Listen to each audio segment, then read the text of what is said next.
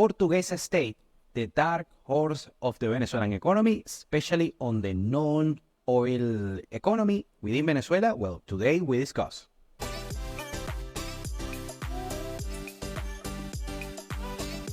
Welcome to Venezuela Insider, the only place in Venezuela for expats, digital nomads, entrepreneurs, investors, travelers, and related internationals.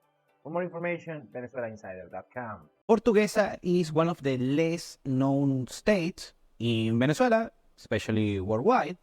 Is on the center west of the country. It has not an important population compared to other states, but is very important regarding farming and farmland. So a lot of agriculture, a lot of food production goes on in the Portuguesa state.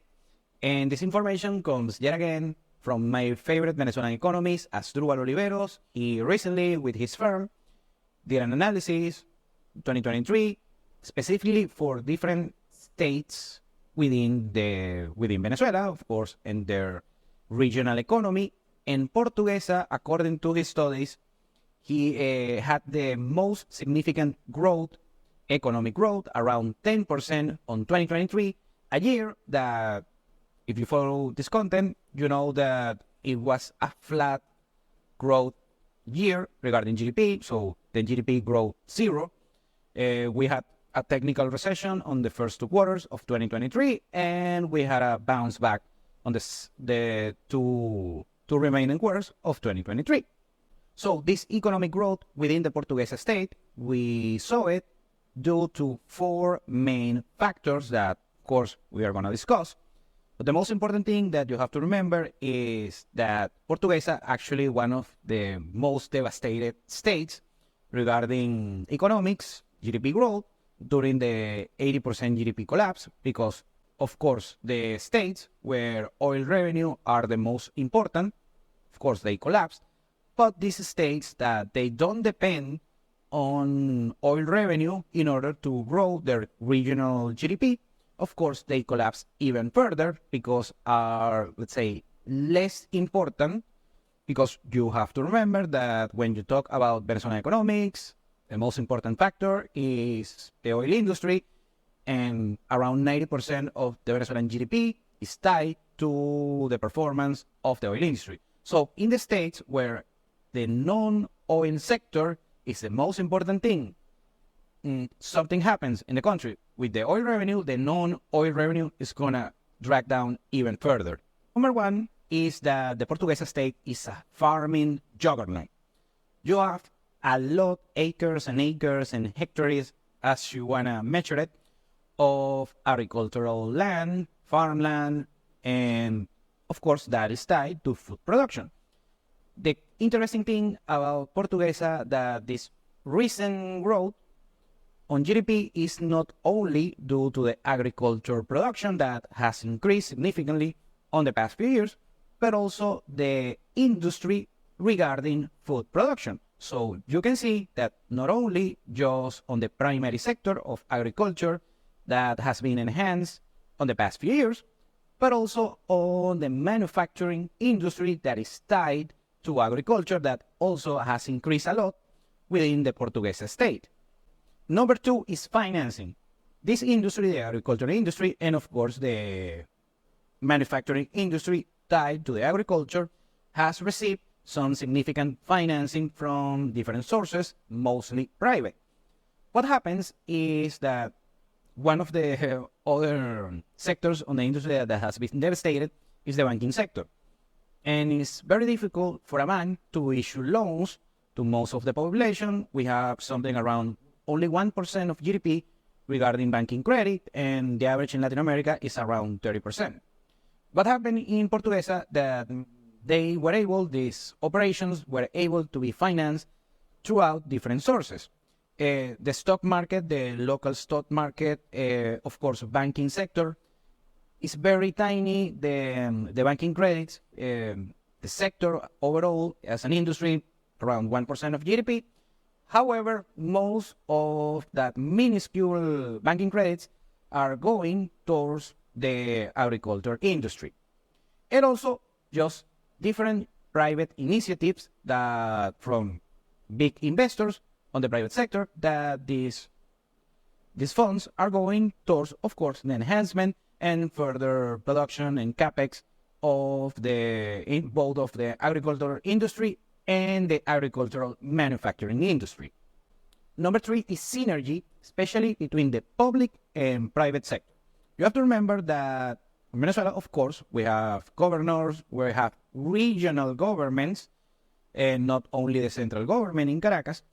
In the particular case, in Portuguesa, that has been a good synergy, a good understanding between of course, the regional government with the big producers on this state.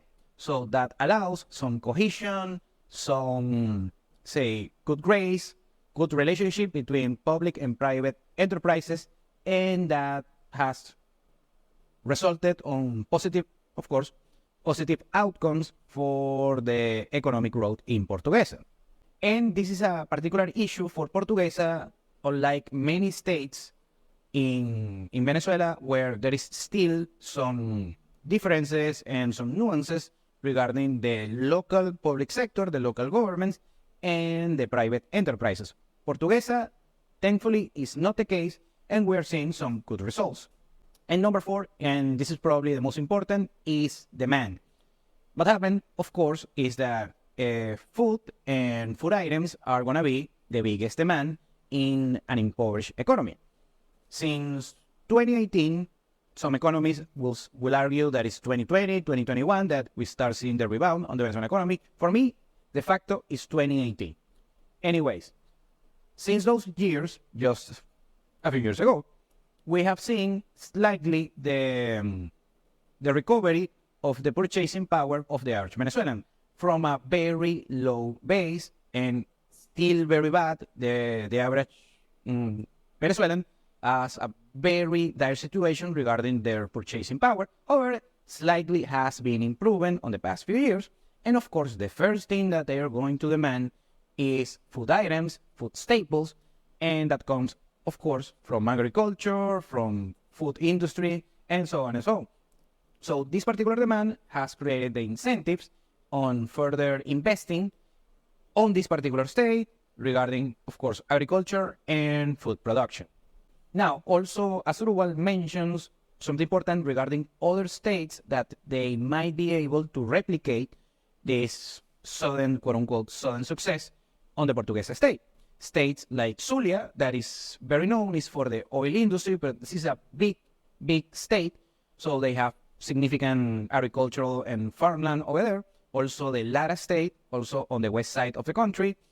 The Barinas state, actually that's the state that it was born, Hugo Chavez was born in that state, so maybe you can see some synergy, public and private sector.